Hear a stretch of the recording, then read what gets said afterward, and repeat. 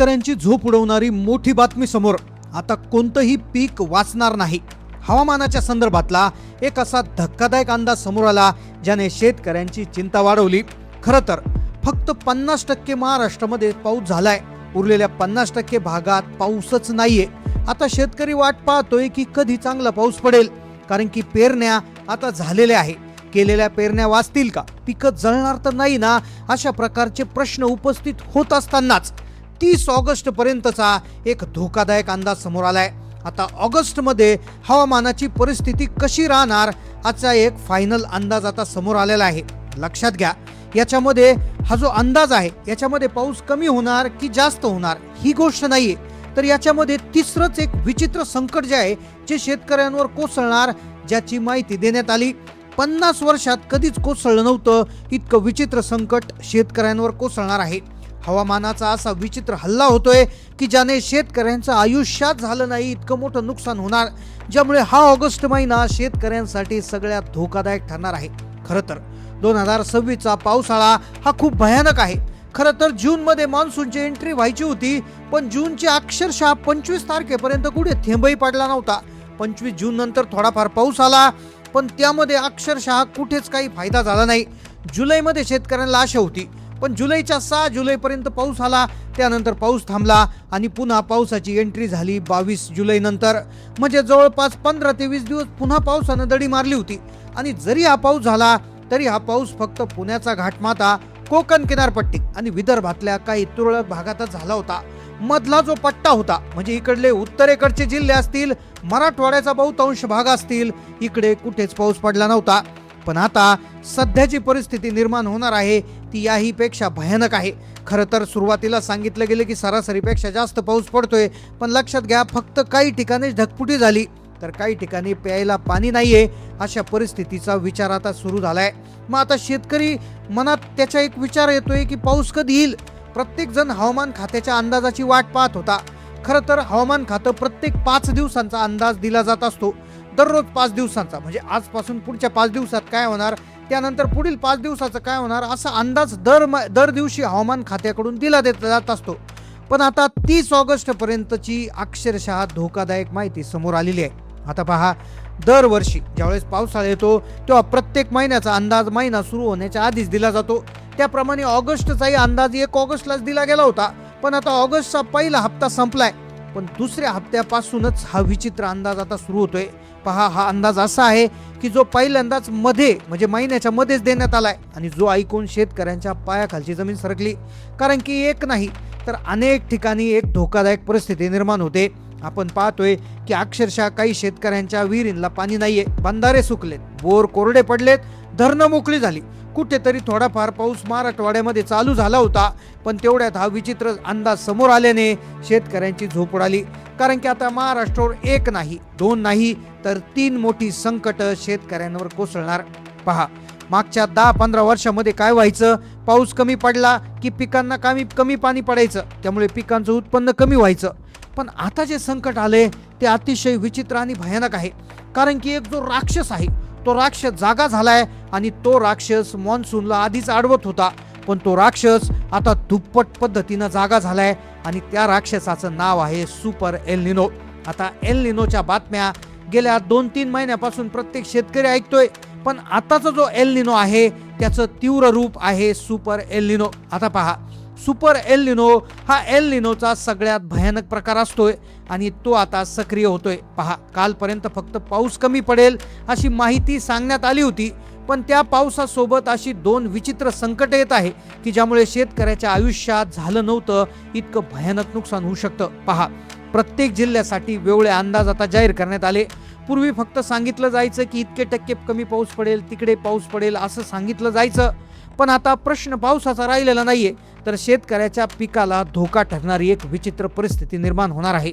सरकारच्या माध्यमातून 30 ऑगस्ट पर्यंत कोणत्या जिल्ह्यात कुठे कुठे काय काय होणार, कुठे कसा पाऊस पडेल, कुठे काय परिस्थिती निर्माण होईल, पिकांना नेमकं कोणता धोका, काय खबरदारी घ्यायची, सगळी सविस्तर माहिती तुम्हाला आता देण्यात येणार. पहा, संपूर्ण महाराष्ट्रातल्या शेतकऱ्यांसाठी ऑगस्ट महिना अत्यंत धोकादायक ठरणार ही परिस्थिती आता 100% फिक्स झाली. दर महिन्याला हवामान खातं प्रत्येक महिन्याचा अंदाज जाहीर करत असतं, तसं दररोज पुढील 5 दिवसाचा अंदाज दररोज जाहीर होत असतो. जुलै महिना संपताना ऑगस्टचा अंदाज आला होता, पण साधारणपणे ऑगस्ट महिना सुरू होऊन बरेच दिवस झाले. पण ऑगस्टच्या 30 पर्यंत अशा काही तारखा सांगितल्या गेलेत की त्या तारखेला मोठा धोका वर्तवला जातोय. आता हे आपल्या सगळ्यांना माहिती आहे की दर महिन्याला पाऊस येतो, तो काही काळ सुरू राहतो, त्यानंतर विश्रांती घेतो, पुन्हा एकदा सुरू होतो. हे एक प्रकारचं चक्र आहे. हे चक्र ऑगस्ट मध्ये राहणार. पण ऑगस्टचा पहिला हप्ता आता जवळपास संपलाय. आता दुसरा हप्ता, तिसरा हप्ता आणि चौथा हप्ता याच्यात काय होणार हे ऐकल्यानंतर तुम्हाला धक्का बसेल. आता पहा, जवळपास दुसऱ्या हप्त्यामध्ये एक मोठं संकट येते. दुसरा हप्ता संपताना एक संकट येणार आहे. पहिला हप्ता संपलाय, आता दुसरा हप्ता, तिसरा हप्ता आणि चौथ्या हप्त्यामध्ये एक विचित्र परिस्थिती निर्माण होते. चौथ्या हप्त्यामधलं जे संकट आहे ते खूप भयानक आहे. त्यामध्ये धोक्याची पातळी ओलांडली जाणार. पावसाचं वितरण हे अतिशय विचित्र पद्धतीनं होणार. आता एक मुद्दा इथे लक्षात घ्या की सध्याचा जो पाऊस झालाय त्याची प्रणाली जर आपण लक्षात घेतली तर अरबी समुद्राकडून आलेले ढग आणि बंगालच्या उपसागरातून आलेले ढग तर यांनी महाराष्ट्रातल्या 2 वेगळ्या भागांना प्रभावित केले. अरबी समुद्रातून आलेलं ढग कोकण किनारपट्टी आणि घाटमाथ्यांवर कोसळले, तर बंगालच्या उपसागरातून आलेलं ढग विदर्भामध्ये बरसले, पण मधला पट्टा मोकळाच राहिला होता. आता इथं एक गोष्ट लक्षात घ्या की सध्याची जी प्रणाली आहे तर ती खूप विचित्र होणार आहे आणि त्या प्रणालीमुळे जवळपास 14 ऑगस्ट पासून साधारणपणे महाराष्ट्राचा एक काळ पूर्णतः बदलणार आहे. आता लक्षात घ्या, साधारणपणे 1 ते 7 ऑगस्ट पर्यंत पहिला हप्ता होता. या काळामध्ये थोड्या बहुत प्रमाणामध्ये मराठवाड्यामध्ये पाऊस पडला, विदर्भामध्ये थोड्याफार प्रमाणात पाऊस आलाय. त्यानंतर जर आपण बघायला गेलं तर कोकण किनारपट्टी आणि घाटमाथ्याच्या भागात पाऊस पडलाय. आता जवळपास दुसरा हप्ता जो आहे म्हणजे 14 ऑगस्ट पर्यंतचा जो काळ आहे तर त्याच्यामध्ये कशी परिस्थिती बदलणार आहे. त्यानंतर 14 ऑगस्ट ते 22 ऑगस्ट मध्ये काय होईल आणि 22 ऑगस्ट नंतर शेवटच्या टप्प्यामध्ये काय होणार हाच अंदाज आपण घेतोय. तर पहा, आता जवळपास आजपासून 14 ऑगस्ट पर्यंत पावसाचं चित्र बदलणार आहे. याच्यामध्ये परिस्थिती पूर्णतः बदलणार, ज्याच्यामध्ये अहिल्यानगरच्या बऱ्याचशा भागामध्ये एक विचित्र ढगांची प्रणाली सक्रिय होईल. त्यानंतर उत्तर महाराष्ट्र, त्यानंतर मराठवाड्यामध्ये एक विचित्र परिस्थिती निर्माण होईल. त्यानंतर छत्रपती संभाजीनगर, त्यानंतर बीडमध्ये देखील एक पावसाची सुरुवात होईल. त्यानंतर नांदेड जिल्हा, धाराशिव जिल्ह्यामध्ये देखील तुरळक ठिकाणी मध्यम ते जोरदार पाऊस पडेल. आता हे सगळं होत असताना मध्येच एक भाग अडकतोय, तो मराठवाड्याचा. आता 14 ऑगस्ट मध्ये मराठवाड्यात तुरळक ठिकाणी पाऊस, पण 14 ऑगस्ट नंतर बीड, नांदेड, धाराशिव याच्यामध्ये मध्यम ते जोरदार पाऊस हा त्या ठिकाणी पडण्याची शक्यता वर्तवली जाते. पण खरा धोका 22 ऑगस्ट नंतर आहे. इथे एक मुद्दा लक्षात घ्या, इथे असं होणार की कमी पावसाचा आणि जास्त पावसाचा विषय नाहीये, तर इथे कमी काळात इतका विचित्र पाऊस पडेल, इतका भयानक पाऊस पडेल की तुम्ही त्याचा विचार करू शकणार नाही. अगदी काही मिनिटातच 170 ते 180% पाऊस तिथे पडणार आहे. त्यामुळे या काळात अतिशय जपून राहणं गरजेचं आहे. त्यामुळे एक अलर्टची परिस्थिती राज्यात निर्माण होणार. ज्या शेतकऱ्यांनी पेरण्या केल्यात किंवा ज्यांची पेरणी बाकी आहे त्या शेतीची अक्षरशः माती वाहून जाण्याचा धोका निर्माण झालाय. 170 ते 180% पाऊस तो महाराष्ट्रात कुठे आणि कधी होऊ शकतो हे फक्त काळच ठरवणार आहे. 22 ऑगस्ट नंतर महाराष्ट्रात मोठा धोका निर्माण होतोय, त्यामुळे सावधगिरी बाळगण्याची इशारा देण्यात आलाय. तर मित्रांनो, ही सर्व माहिती आणि अंदाज आपण हवामानाच्या विभागाच्या वेगवेगळ्या मॉडेल्स आणि हिंदी महासागरातील IODच्या स्थितीनुसार पाहिले. पण एक गोष्ट आपण सर्वांनी लक्षात ठेवली पाहिजे की हा संपूर्ण रिपोर्ट म्हणजे हवामानाची एक संभावना आणि वैज्ञानिक अंदाज आहे. निसर्गाचा नियम असा आहे की हवामान क्षणाक्षणाला बदलत असतं. त्यामुळे 13 ऑगस्ट नंतर श्रावण महिन्यात नेमकी काय परिस्थिती राहते हे येणारा काळच ठरवेल. आपण फक्त पूर्वतयारी म्हणून या हवामानाच्या अंदाजाकडे पाहिलं पाहिजे आणि घाबरून न जाता योग्य शेतीविषयक नियोजन करणं हाच यामागील मुख्य उद्देश आहे.